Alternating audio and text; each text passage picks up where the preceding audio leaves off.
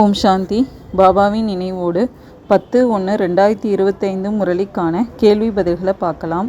முதல் கேள்வி, இந்த சங்கம யுகத்தில் தங்களிடத்தில் உள்ள அனைத்திலும் மதிப்புமிக்க பொருள் என்ன, அதை எப்படி பாதுகாப்பாக வைக்கணும்னு பாபா கேட்குறாங்க.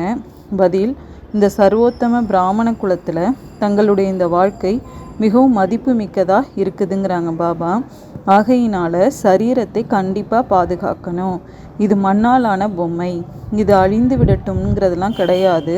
இதை வாழும் வரை உயிருடன் பாதுகாக்கணும். யாராவது நோயுற்றார்கள் என்றால் சலித்து கொள்ளக்கூடாது. சிவபாபாவை நினைவு செய்யுங்கள். எந்த அளவிற்கு நினைவு செய்வீர்களோ அந்த அளவிற்கு பாவங்கள் அழிந்து கொண்டே செல்லும் என்று அவர்களுக்கு சொல்லணும். அவர்களுக்கு சேவை செய்யணும். வாழ்ந்து கொண்டிருக்கட்டும், சிவபாபாவை நினைவு செய்து கொண்டே இருங்கள் அப்படின்னு பாபா சொல்லியிருக்காங்க. பாபாவை தவிர வேறு யாரும் கொடுக்க முடியாதது எது என பாபா கேட்கின்றார். பதில், ஞானத்தின் 3வது கண்ணை பாபாவை தவிர வேறு யாருமே கொடுக்க முடியாது. இப்போது குழந்தைங்களாகிய நமக்கு ஞானத்தின் 3வது கண் கிடச்சிருக்குங்கிறாங்க பாபா. இந்த பழைய உலகம் மாறப்போகுது என்பதை குழந்தைங்களாகிய நம்ம தெரிஞ்சிருக்கிறோம். மாற்றக்கூடியவர் யார் மற்றும் எப்படி மாற்றுகின்றார் என்பதை மனிதர்கள் பாவம் தெரிஞ்சிருக்கல. ஏன்னா அவர்களுக்கு ஞானத்தின் 3வது கண்ணே இல்லை. குழந்தைங்களாகிய உங்களுக்கு இப்போது ஞானத்தின் 3வது கண் கிடச்சிருக்கு.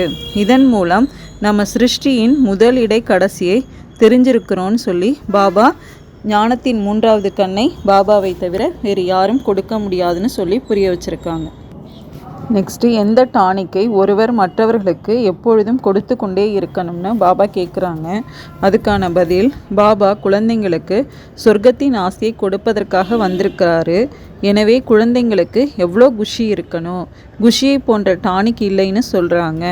யார் எப்போதும் குஷியாக இருக்கிறாங்களோ அவங்களுக்கு அது டானிக் போலாயிடுது. 21 பிறவிகளுக்கு மகிழ்ச்சியாக இருப்பதற்கான நல்ல டானிக் கிடைக்கிறது. இந்த டானிக்கை ஒருவர் மற்றவருக்கு எப்பொழுதும் கொடுத்து கொண்டே இருக்கணும்.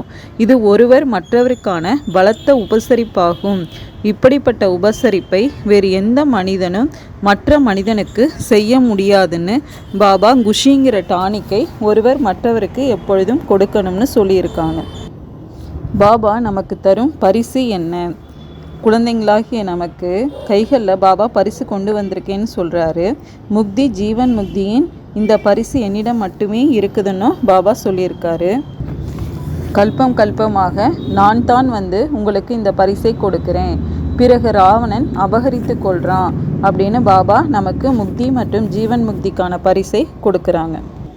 நெக்ஸ்ட்டு, எந்த வாழ்க்கை சிறந்தது என பாபா கேட்குறாங்க. அதுக்கான பதில், குழந்தைங்க எப்பொழுதும் மகிழ்ச்சியாக இருக்கணும். இறை மாணவ வாழ்க்கை தான் சிறந்ததாக இருக்குது. இது இப்போதைய காலத்தின் புகழாக இருக்குது. பிறகு புதிய உலகத்தில் நீங்கள் எப்பொழுதும் மகிழ்ச்சியை கொண்டாடி கொண்டே இருப்பீங்க. உண்மையிலும் உண்மையான குஷி எப்போது கொண்டாடப்படும் என்பதை உலகம் தெரிந்திருக்கவில்லை. மனிதர்களுக்கு சத்யுகத்தை பற்றிய ஞானமே இல்லை என்னும்போது இங்கேயே கொண்டாடி கொண்டிருக்கிறாங்க. ஆனால் இந்த பழைய தமோ பிரதான உலகத்தில் குஷி எங்கிருந்து வந்தது? இங்கே காப்பாற்றுங்கள் காப்பாற்றுங்கள்னு கூக்குரல் இடுறாங்க. எவ்வளவு துக்கம் நிறைந்த உலகமாக இருக்குதுன்னு சொல்லி பாபா மாணவ வாழ்க்கை தான் சிறந்த வாழ்க்கைன்னு சொல்லியிருக்காங்க.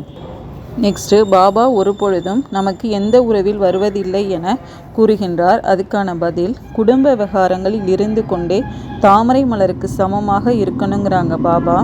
வேலை, தொழில் போன்றவற்றை செய்து கொண்டே என்னை நினைவு செய்து கொண்டே இருங்க. எப்படி பிரியதர்ஷனிங்க இருக்கிறாங்க. அவர்கள் ஒருவர் மற்றவரை நினைவு செய்து கொண்டே இருக்கிறாங்க. அவர் இவருடைய பிரியதர்ஷினி, இவர் அவருடைய பிரியதர்ஷனாக இருக்கின்றார்.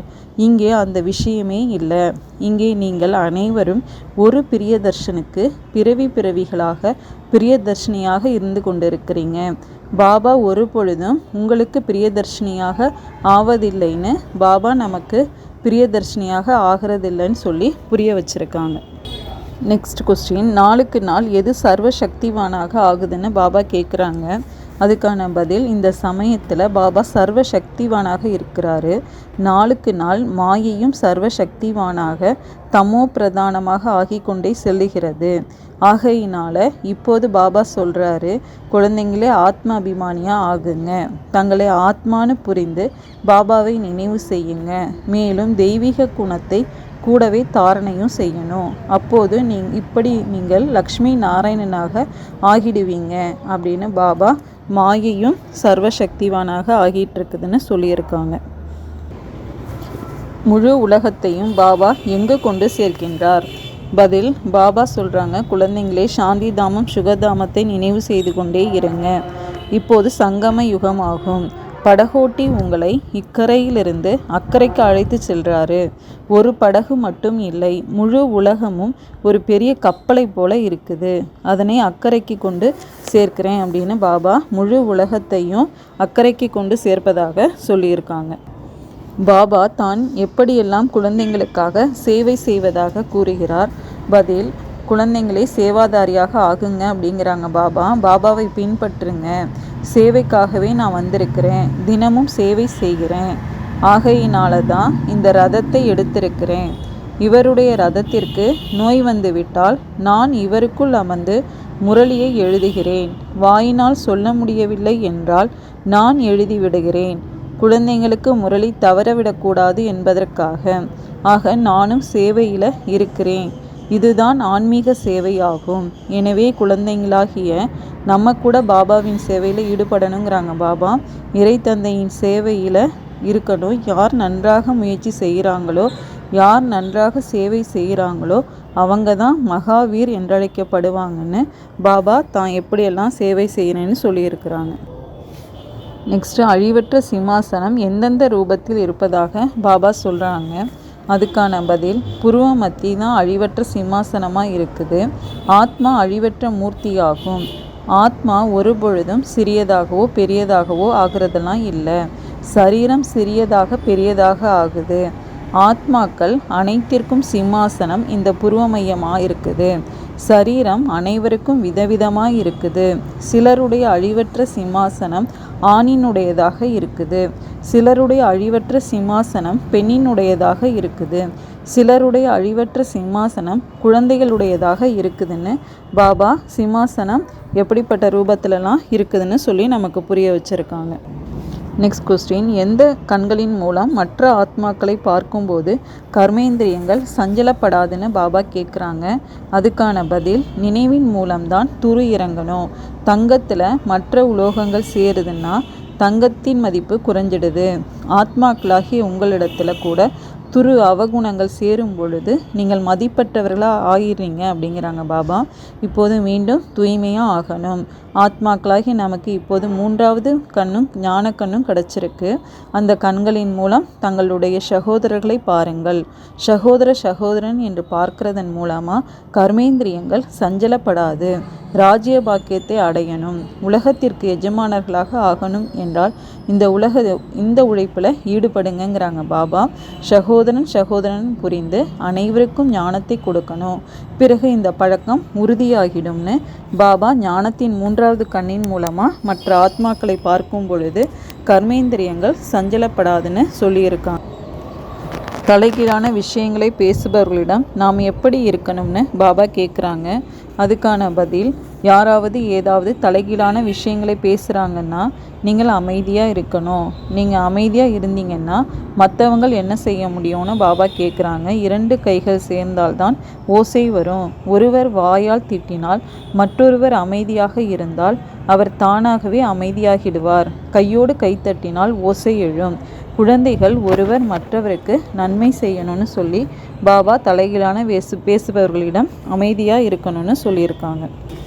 நெக்ஸ்ட் கொஸ்டின், மனிதர்கள் யாருடனும் பேசும் பொழுது எதை பார்ப்பார்கள்? நாம் எதை பார்க்க வேண்டும்னு பாபா கேட்குறாங்க. அதுக்கான பதில், குழந்தைங்க ஆன்மீக யாத்திரையில் இருப்பதற்கான பழக்கத்தை ஏற்படுத்திக்கணும்னு சொல்லியிருக்காங்க பாபா. இதில் தான் நம்மளுடைய நன்மைக்கான விஷயமே இருக்குதுன்னு சொல்லியிருக்கிறாங்க. தந்தையின் படிப்பினையை சகோதரர்களுக்கும் கொடுக்கணும். நான் ஆத்மாக்களாகிய உங்களுக்கு ஞானத்தை கொடுத்து கொண்டிருக்கிறேன், ஆத்மாவை தான் பார்க்கிறேன். மனிதர்களோடு பேசுகிறாங்க அப்படிங்கிறப்ப அவர்களுடைய வாயை தான் பார்ப்பாங்க. நீங்கள் ஆத்மாக்களிடம் பேசுகிறீங்க எனும்போது ஆத்மாவை தான் பார்க்கணும். சரீரத்தின் மூலம் ஞானம் கொடுக்கலாம், ஆனால் இதில் தேக உணர்வை நீக்கணும்னு பாபா ஆத்மாவை பார்த்து தான் பேசணும்னு சொல்லியிருக்காங்க. நெக்ஸ்ட்டு ஆத்மாவோடு கொடுக்கல் வாங்கல் என்றால் என்ன அப்படின்னு பாபா கேட்குறாங்க. அதுக்கான பதில், பரமாத்மா தந்தை நமக்கு ஞானம் கொடுத்து கொண்டிருக்கிறார் என்று நமக்கு புரிஞ்சிருக்குங்கிறாங்க பாபா. பாபாவும் நான் ஆத்மாக்களை பார்க்கிறேன்னு சொல்கிறாரு. ஆத்மாக்களும் கூட நாங்கள் பரமாத்மா தந்தையை பார்த்து கொண்டிருக்கிறோம் என்று கூறுகின்றன. அவரிடமிருந்து ஞானத்தை பெற்று கொண்டிருக்கிறோம். இதைத்தான் ஆத்மாவோடு கொடுக்கல் வாங்கல் அப்படின்னு சொல்லப்படுதுன்னு சொல்லியிருக்காங்க பாபா. எப்போது மாயின் புயல் குறைவாக வரும் அப்படின்னு பாபா கேட்டிருக்காங்க. அதுக்கான பதில், ஆத்மாவில் தான் ஞானம் இருக்குது, ஆத்மாவிற்கு தான் ஞானத்தை கொடுக்கணும். இது கூர்மை போன்றதாக இருக்குது. நம்மளுடைய ஞானத்தில் இந்த கூர்மை நிரம்பிடுங்கிறாங்க பாபா. எனவே யாருக்கும் புரிய வச்சாலும் உடனே அம்பு தைச்சிடும்.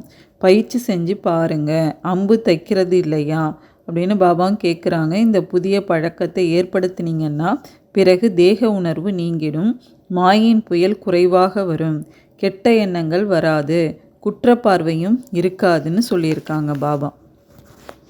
நெக்ஸ்ட்டு, எது மிகவும் அதிசயமானதாக இருக்கிறதுன்னு பாபா கேட்குறாங்க. அதுக்கான பதில், குழந்தைங்களே ஆன்மீக நினைவு யாத்திரையில் இருந்தீங்கன்னா கடைசியில் புத்தியில் என்ன இருக்குதோ அதன்படி அடுத்த பிறவியில் நிலை ஏற்பட்டுடும். இது கடைசி காலமாக இருக்குது இல்லையான்னு கேட்குறாங்க பாபா. என்னை மட்டும் நினைவு செய்தீர்கள் என்றால் உங்களுக்கு சத்கதியும் ஏற்பட்டுடும். நினைவு யாத்திரையின் மூலம் கால்கள் உறுதியாக ஆயிடும். இந்த ஆத்மாபிமானியாக ஆவதற்கான படிப்பினை ஒரு முறைதான் குழந்தைங்களாகிய நமக்கு கிடைக்குது. எவ்வளவு அதிசயமான ஞானமாக இருக்குது. பாபா அதிசயமானவர்னா பாபாவின் ஞானமும் அதிசயமானதாக இருக்குதுன்னு பாபா சொல்லியிருக்கிறாங்க. தந்தையை பின்பற்றக்கூடிய குழந்தைகள் எப்படி இருப்பார்கள்னு பாபா கேட்டிருக்காங்க. அதுக்கான பதில், யார் பிரம்ம பாபாவின் ஒவ்வொரு செயல் என்ற அடியின் பின்னால் அடியெடுத்து வைக்கிறார்களோ, யார் தனது மனம் புத்தி சன்ஸ்காரத்தை சதா தந்தையிடம் அர்ப்பணித்திருக்கிறார்களோ அந்த குழந்தைங்களுக்குத்தான் பரிஸ்தாவிலிருந்து உலக மகாராஜா ஆவதற்கான வரதானம் பிராப்தியாக கிடைக்கிறது.